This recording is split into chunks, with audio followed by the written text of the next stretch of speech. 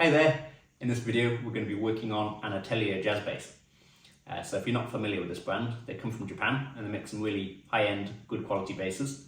And there's actually nothing wrong with the base we're working on in this video, it's just the owner would like a new finish on it. And he also needs it refretting too. So I've split this project up into two parts, and in this first part we're going to be stripping off all the old poly finish from both the body and the neck, and we're also going to be removing the frets.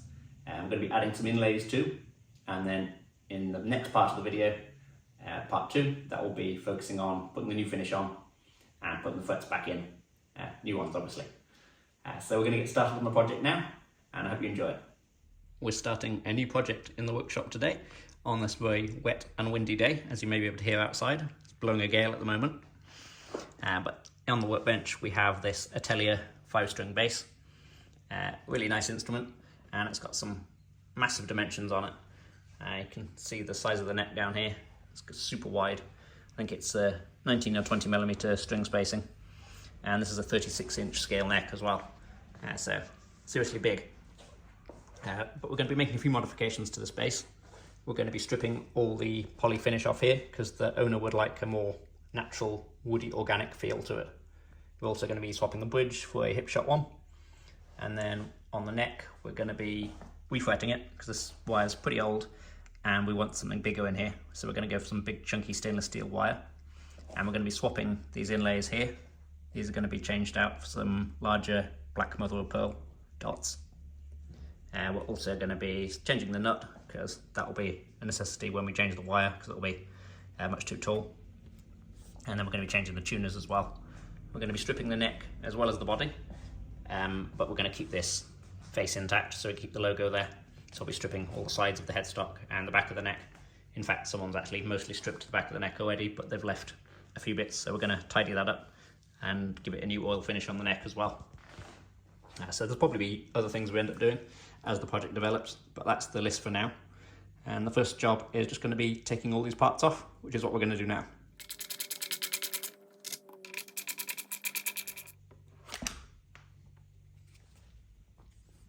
As I mentioned, you can see this neck's being stripped on the back and just been left up to that point there.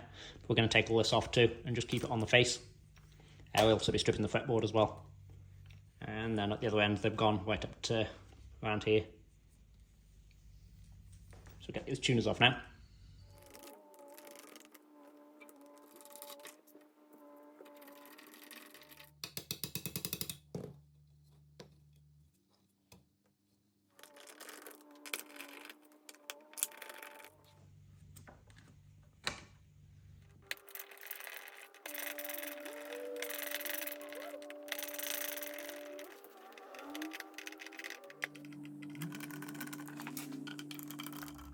So here's what it looks like inside the cavity. It's got the Bartolini preamp in this one. So we're going to desolder these pickups now, and then we can take all this out.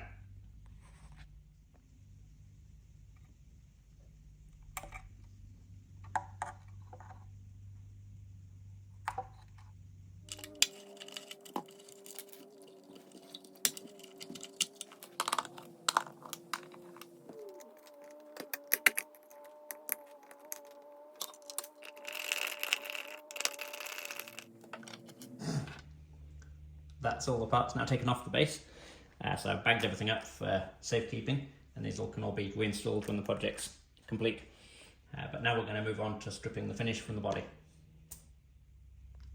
As this base has a poly finish rather than nitro, it means chemicals will be pretty much useless trying to get this off. If I'd splashed acetone on this, for example, it'll just run straight off and won't do anything at all. Whereas on a cellulose nitro finish, that would strip it straight off. But on this one, we're going to have to use a heat gun and a spatula or scraper here.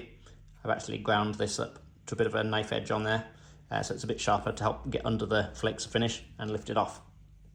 We obviously have to be careful that we don't dig in this too much anywhere, especially around the edges. You can dig in and actually cut into the wood, and then you'll have to sand that out. And then there's also the possibility that I can get anywhere too hot with the heat gun, which will leave a scorch mark, which we definitely don't want on this project because we're going to be having a natural finish and we're not going to be able to paint over or anything like that. So we're going to have to be very careful not to get anything too hot. So I'm going to take it fairly slow, and I might put O on the side of caution and leave a little bit on there to be sanded off later, but just take all the thick stuff off. So that's what we're going to do now. So I've given it a bit of a test down here with the heat gun, and it's kind of hard to tell when you're burning the wood because of the clear coat will actually turn this kind of ambery colour you can see around here before the wood scorches. So it actually looks like you're scorching the wood, but you're not.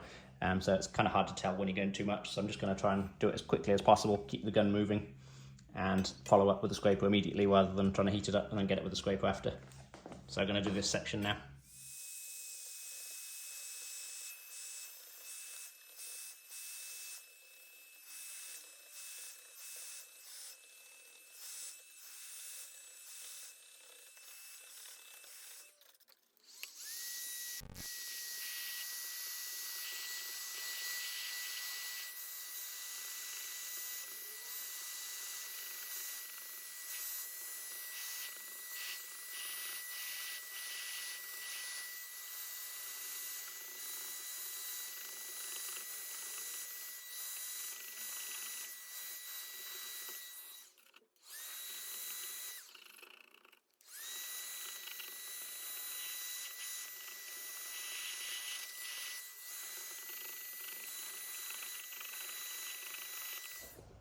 I've just block sanded this with 80 grit, just like this.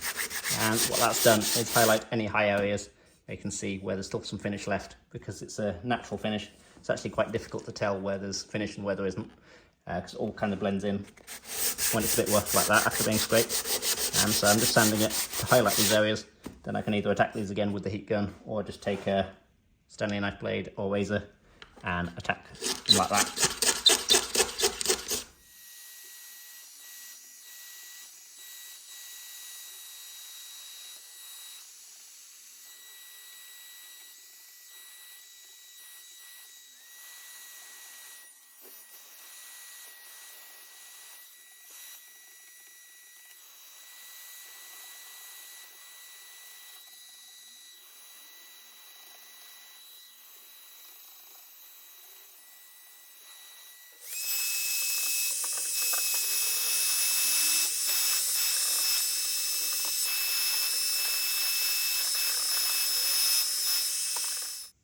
That's all of the poly finish taken off this base now.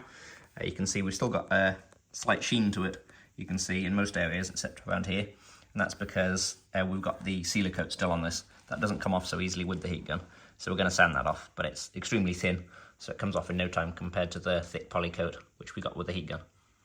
It's a new day now, so the storm's blown over and it's nice weather outside, so I'm going to sand this just outside the workshop to save having to deal with the mess. So we've got a random orbital sander here with 80 grit on, and we're going to start off with that, then work our way through the grits.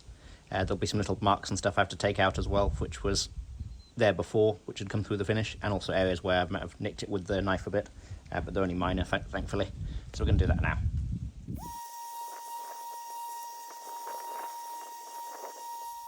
So I've now finished most of the sanding on this body. I did all the top and the back with the random orbital sander, and then followed up with finer paper by hand, just to make sure there's no kind of deep scratches in there, because sometimes you can get little trails which are left by the sander, especially if you get some kind of clogging on the pad. So I finished off by hand with 240, 320 by hand, and also done around the edges by hand as well. So that's most of it done now. I'm just going to raise the grain on the wood. So this is just water, and this is going to bring the grain up a bit, because we may end up using a water-based stain on this, in which case the water-based stain would bring the grain up, and then you'd have to sand it off, which would remove the stain. So much better to get that done in advance. Probably take a couple of times of this. I'll have to do it twice, I reckon. And once this is dry, it'll kind of bring up whiskers in the grain, which I'll then sand off with, again, 320. And then I'll repeat this process. And then that'll be the sanding finally done. So here's the body all finished for now. We're going to set this aside for a while and work on the neck. But you can see it's come out nicely. No sanding scratches or anything left on it now, and it's all super smooth. And we've raised the grain as well a couple of times. So it's all looking great. So now we're going to go onto the neck and get that stripped.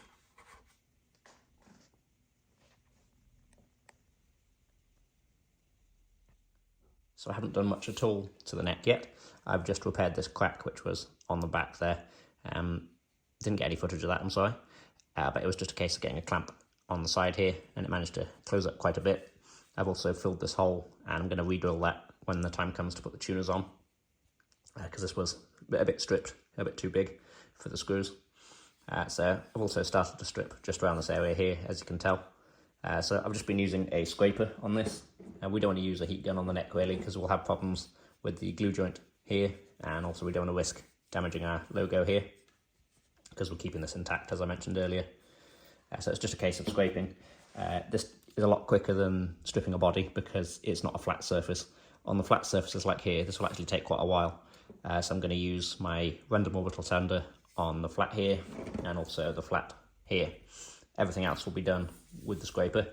And as I mentioned, because it's a curved surface, it goes much quicker than on a body. So it's just like, that's pretty much there already. Not quite. There we go, we're down to bare wood there already. So it's just a case of doing that all around here. This is mostly stripped already, but I'm probably going to give that a go with the scraper first and then follow up with sanding. The problem on this is going to be all the dirt which is stuck in the grain of the wood. That might be tricky to remove without taking off a lot of material, so I'm going to come to that soon. But first I'm just going to scrape all this finish from around the headstock.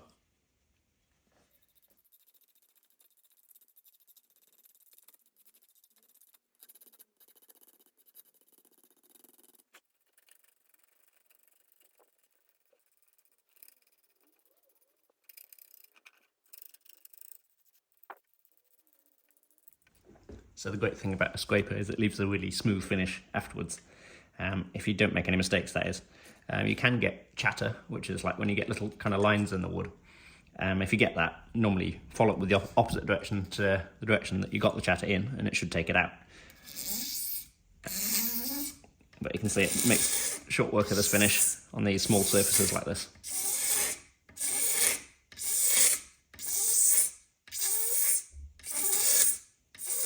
So because it leaves such a fine finish, I'll probably be able to follow up with just 180 paper after this, rather than going down to 80 or anything too coarse.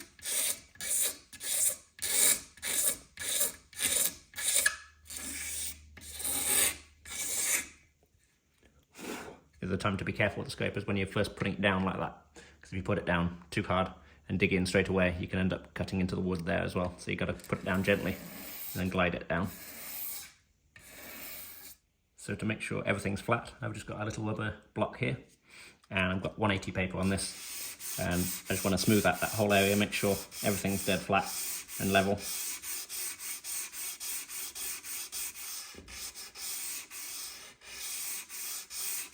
I've also included a little bit of a bevel on the edge of the face here as well, which is where the old headstock meets the new one, to help blend the lacquer in, or the poly I should say, help blend the poly and what will be the oiled finish on the side here. For the main neck shaft, which is quite grubby as you can tell, I'm also using a scraper just to get started, and that's taking off basically nothing, it's just the top surface of dirt and stuff. So we're not changing the feel of the neck too much at all there, because all we're doing is removing the dirt. But it's very clear to see where you've done. You can see creating these stripes with the scraper.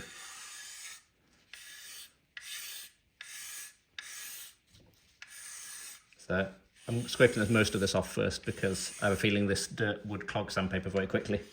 So I'm going to scrape most of it off, and then we can go on to sanding with 180. When you're working the side of the neck, where the neck sits in the pocket, you've got to be careful not to take off too much, because you don't want to end up with a loose neck pocket. So you just want to get rid of the finish and not really do any more than that. You don't want to get carried away. Obviously it's going to be a little bit looser after the finish comes off, but in the case of this base, the neck is very tight anyway, so we're still going to end up with a nice tight neck pocket even after this finish has come off. But you don't want to get carried away and take too much off, so you just want to stop as soon as the finish is gone. Don't take any more off.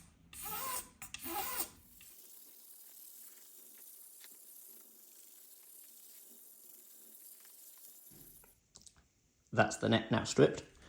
So this is done with 180 sandpaper so far. We're going to go through the grades till we get to about 400. So next we're going to use 240. And then we're going to move on to the front of the neck, which will be removing the frets, adding these new dots, and obviously stripping the lacquer off the fretboard also. But for now we're just going to work through the grades and get this sanded to 400. So here's the neck all now sanded 400 grit. It's looking really good, and as importantly, feeling really nice too, nice and smooth. And it's going to feel just like playing on natural wood when it's finished. So we're going to go ahead and pull the frets out next, and then we're going to strip off the finish from the fretboard as well. So to pull the frets, we're first going to heat them up with a soldering iron just over here. That's set to its maximum temperature.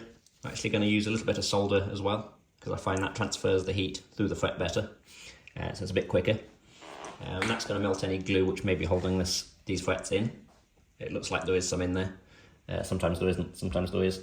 On a maple board, there's definitely lacquer over the top as well. So that's something to watch out for if you're trying to keep the lacquer intact, but we're not on this one because we're going to strip it.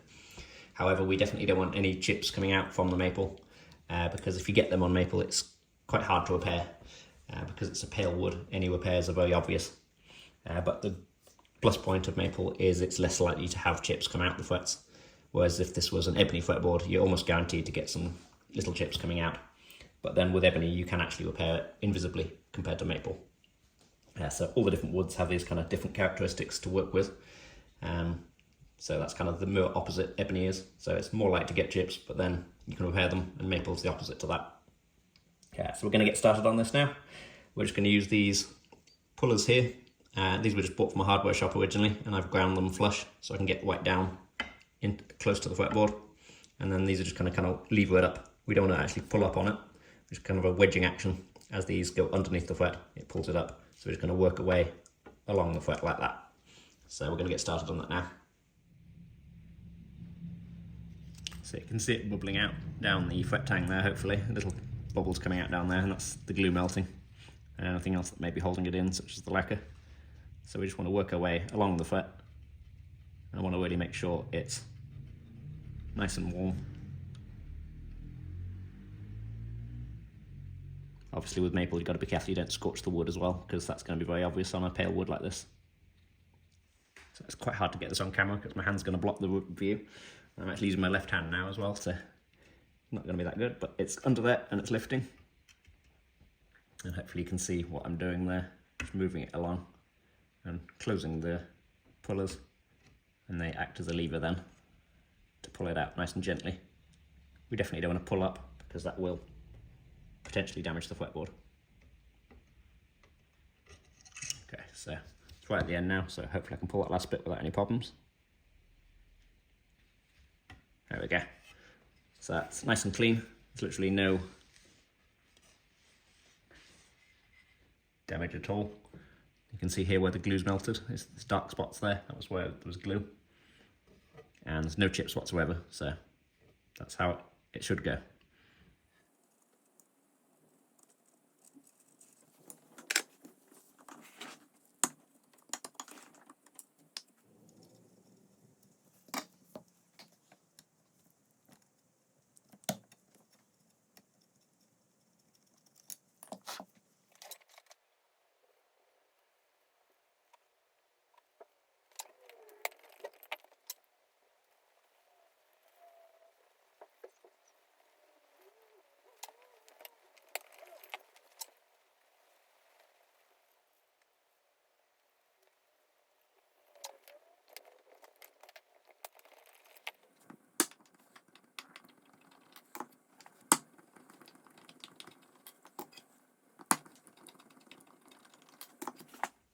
All of the frets are now out, and they've come out really cleanly. There's no chipping whatsoever, and there's no damage to the lacquer either. So if I wanted to, we could keep this existing lacquer and then just refret on top of this.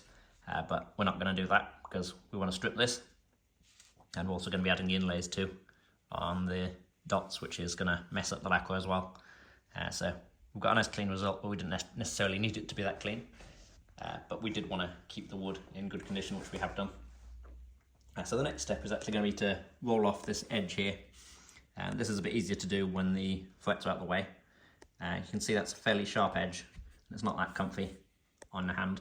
I think it's partly because the neck's so wide as well, it kind of pushes into you on this sharp edge. So we're going to roll that off, and there's all different types of tools you can use for that, but when the neck's in this state, a big long sanding block like this works well. So we're just going to rub that up the top edge first along here, and then do the side edge as well to kind of blend it in and create a nice, comfortable, rounded edge.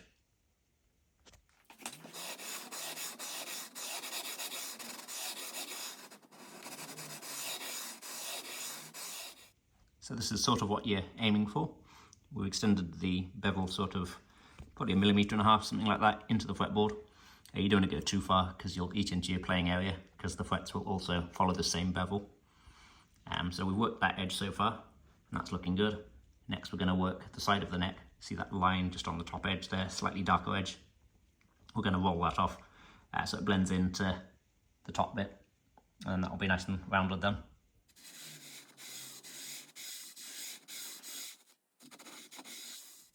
I've now rounded off both edges, the treble side here and the bass side, and you can see we've got a nice kind of consistent edge all the way up.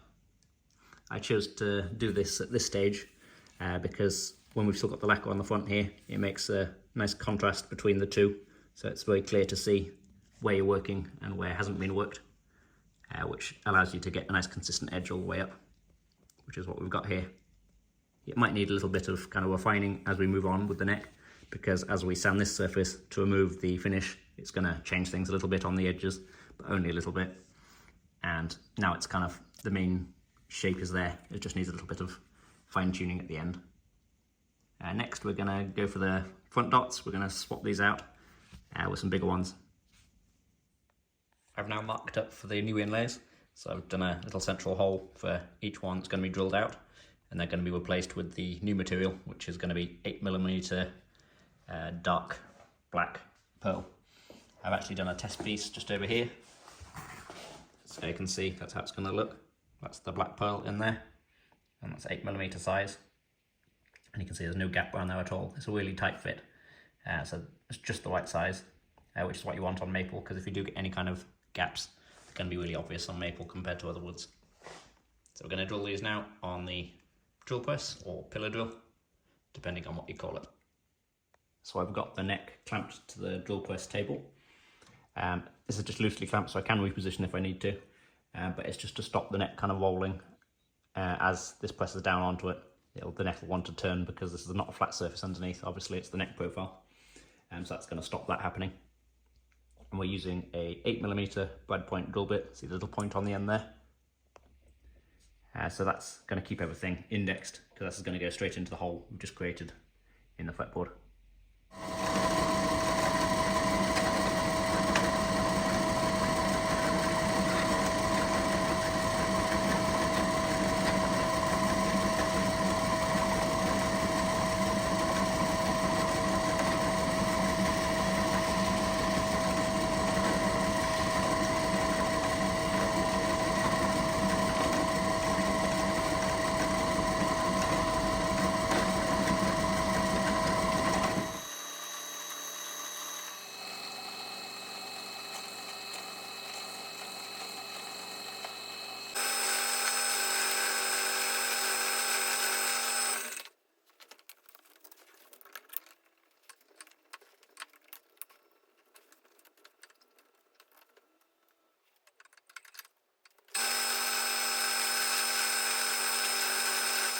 That's all the holes for the inlays now drilled, and it's gone nicely. They're all in a line perfectly, and there's no chipping or anything like that.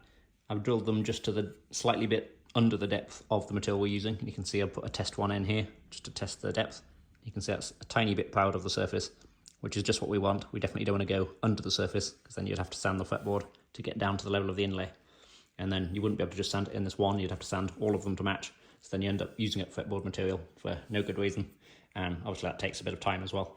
Whereas when you install them like this, a tiny bit over the surface, you just have to sand the inlay down to the level of the fretboard.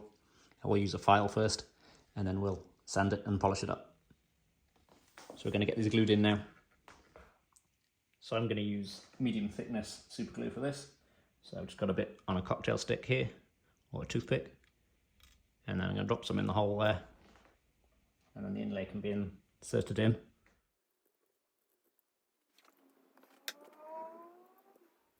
So now it's just a case of filing these flush, and then we'll sand the fretboard to remove all this finish as well. But the file will cut through the inlay nice and quickly, and it shouldn't make too much of a mess of the fretboard either, because it'll bite much easier into the shell than it will into the wood.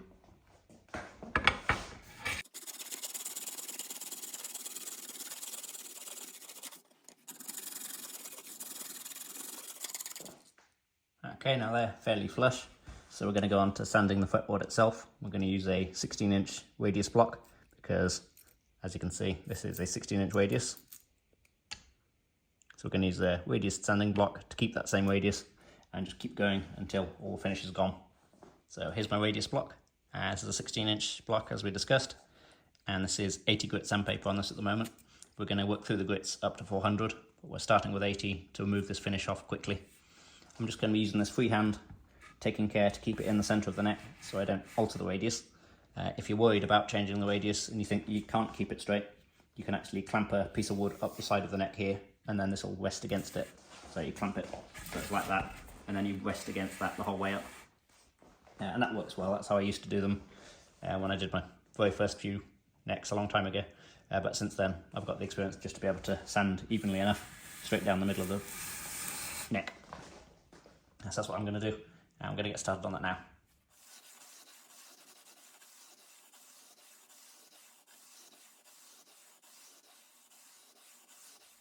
I've now worked my way through the grades of sandpaper and we're up to 400. It's all looking good. Really happy with how the dots have come out. The black pearl looks great against the maple. The only kind of negative thing I can say is where a couple of bits like here, which look like they chip out from when I pulled the frets, but they're actually not. This is where the frets have got wet at some point, and then they've kind of corroded, and that's sunk into the end grain here on the fret slots. But I'm thinking with the new frets, they're going to be quite chunky, so I think that's probably going to cover most of this anyway, if not all. But otherwise, it's all perfect and looking great. And we're going to end the video here for this part, and you'll have to tune back in for part 2, where we're going to be putting the new frets into this base, and then putting a new finish on it, and getting the whole thing back together. That's all for this one. Thank you very much for watching. I hope you've enjoyed the video. Please don't forget to leave a like if you have, and don't forget to subscribe so you can see part 2 when it comes out. Thanks again for watching, and I'll see you on the next one.